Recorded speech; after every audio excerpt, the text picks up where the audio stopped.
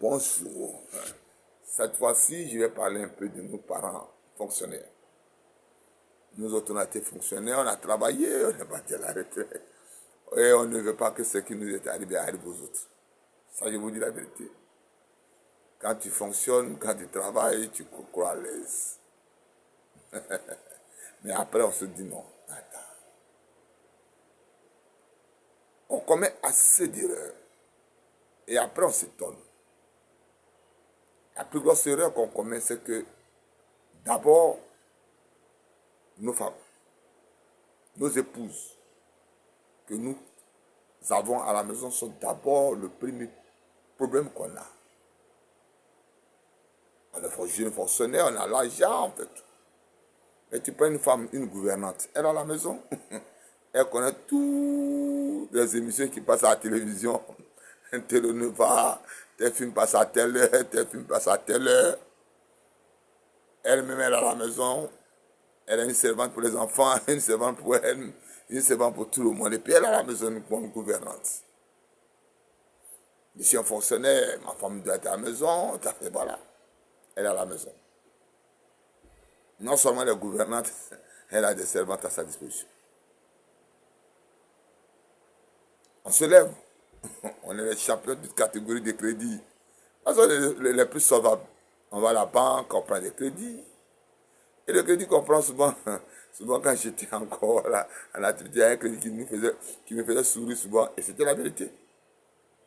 On va prendre des crédits pour aller enterrer. 2 millions, 3 millions pour un funérail.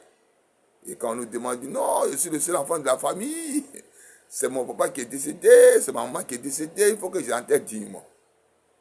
Et souvent quand je posais la question aux gens, ton père qui est mort, c'est lui, non? C'est lui qui est ton père, non? Dans les 2 millions que tu prends pour aller enterrer ton père, ton papa a son corps là, ça coûte combien? Les charges de ton corps, du corps de ton père, ça coûte combien? Souvent, c'est toi-même qui as gardé le corps pendant 1 mois, 2 mois. Hein? Bon, la conservation seule, inutile, que tu fais 700 000.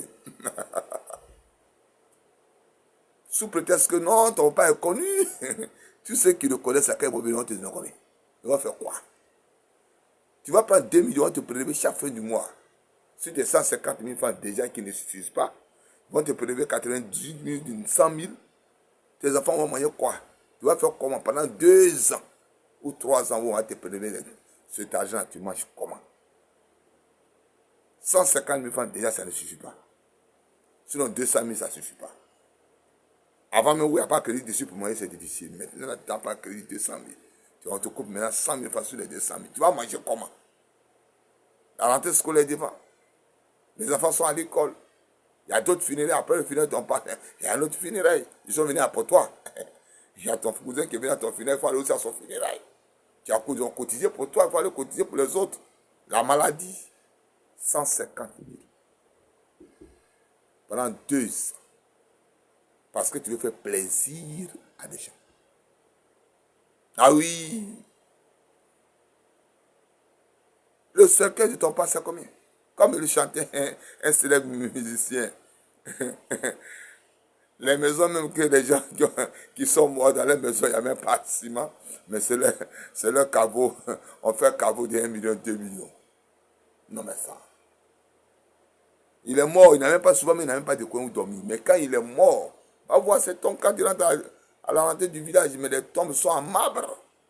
Ce type-là, dont le cercueil où la tombe est en marbre, va voir chez lui, il n'a même pas de... Là, il doit mettre dans une case.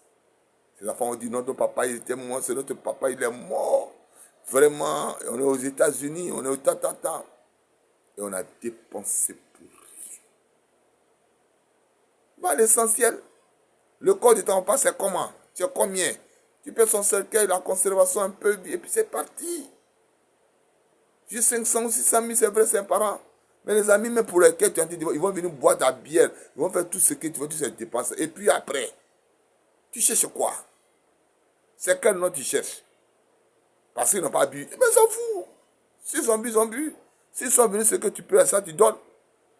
Mais tu vas les faire dépenser 2, 3, 4 millions. Les ministres là, qui font 2, 3 millions, c'est le gouvernement qui prend souvent les funérailles de leurs parents en compte. Ces grands types que tu vois là, ce sont les amis, leurs connaissances qui prennent le funérailles en compte. Hein. Jamais. C'est la connaissance. Bon, tu te fais un bœuf, 3 bœufs. Mais toi, tu as quoi? Tu crois sur qui? Tes camarades de Belledrum? Non, attends. Attends. Tes camarades de bureau, vous-même vous connaissez, vous avez tous des problèmes. C'est cela que tu comptes, tu vas aller prendre 2 millions pour faire plaisir. Non, j'aurai du monde, les gens, mes patrons vont venir, mon ami. Il y a quoi? Tu cherches quoi? Tu as pensé à demain? Tu as pris 2 millions, tu as fini de dépenser. Et demain? Et demain? Après, on s'en sort, j'ai un problème. C'est quel problème? Tu n'as pas de problème, c'est toi mais ton problème. Tu veux faire plaisir à qui? Pourquoi? Voilà. On a commis tous ces mêmes erreurs. Champion de crédit. On prend crédit, oh, on prend crédit. On se voit là, le militaire se voit. Pourquoi? D'après un ami, il dit, bah, il donne ma crédit, c'est pas grave. C'est le biotech qui souffre, sinon c'est pas moi. Oh, vous savez, ouais, ne dis pas ça, mes amis. Il dit, non, mon ami, il faut couper ce mari, il faut écrire. C'est le biotech qui souffre, sinon moi je ne souffre pas, je suis là. On va prendre des prêts scolaires. Au lieu d'aller inscrire les enfants, on inscrit la maîtresse elle-même. Non, attends. La période de prêts scolaires est arrivée là. On va aller prendre les prêts scolaires. On va aller inscrire les enseignants, les maîtresses et puis laisser les élèves. Non, attends. On est premier à courir. Or que ta femme qui est à la maison, tu prends un crédit. Allez, tu déposes de l'argent. J'ai fait des projets que je vais expliquer après, mais vraiment, qu'elle fait quelque chose, c'est bon. Elle va t'aider. Les fonctionnaires qu'on a, quand je vois, j'ai mal. Nos parents nous ont enseigné en son temps. J'étais encore plus jeune. Les enseignants qu'on avait étaient des gens qui faisaient des piqûres. Pourquoi ne pas le faire aujourd'hui avec nos enseignants? Ils sont les premiers. On doit apprendre les secouristes à ces enseignants. Dans leur village, ils doivent être les premiers secouristes. Créer un club de secouristes dans les écoles privées, primaires. De telle sorte que quand un enfant tombe, il joue au ballon, il est tombé, il y a déjà une série de secouristes là. L'insisteur, quand nous avons avant, ils avaient la piqûre, ils prenaient d'abord les premiers soins. À chaque famille, il y avait toujours une touche de secours. Quand nous étions encore plus enfants. Nos parents avaient des coups de secours. Nos parents insisteurs avaient des touches de secours à la maison. Et quand on tombe malade, papa enlevait les comprimés, nous donnait d'abord, avant de faire appel ou de nous envoyer à l'hôpital.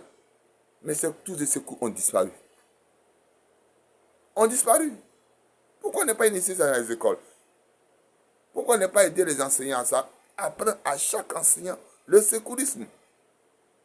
Que ce soit professeur ou pas le secourisme, ils sont toujours avec les enfants, ils sont tous. Mais on voit des gens, ils font des problèmes. On est obligé d'avoir des pompiers, le temps, ils vont venir à la fin de la mort. Pour un petit problème qu'on peut régler, il a ce moment, il respire mal. Juste pour régler ça, il n'y a personne. Dans chaque école, on devait initier une cellule de secourisme. Entre les enfants.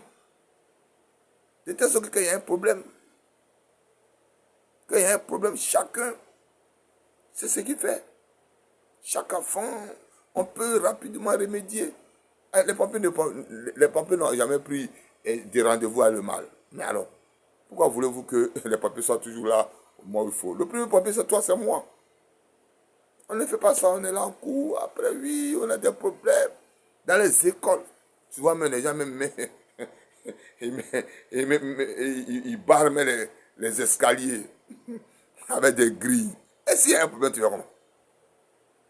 C'est comment? Chaque escalier a des barrières. Et s'il y a un incendie, à quel moment ils vont venir ouvrir les barrières? Mais dès qu'il y a l'incendie dans une classe quelque part, déjà la partie où ils sont eux-mêmes sont déjà les premiers secouristes, ils vont intervenir. Mais les enfants, ça fait la panique, wow, wow, wow, ça crie. Pourtant, on peut le régler. C'est tout. Mais on va chercher loin ce qui est tout près. On est fonctionnaire, on fonctionne. Nous arrêtons de nous emmerder.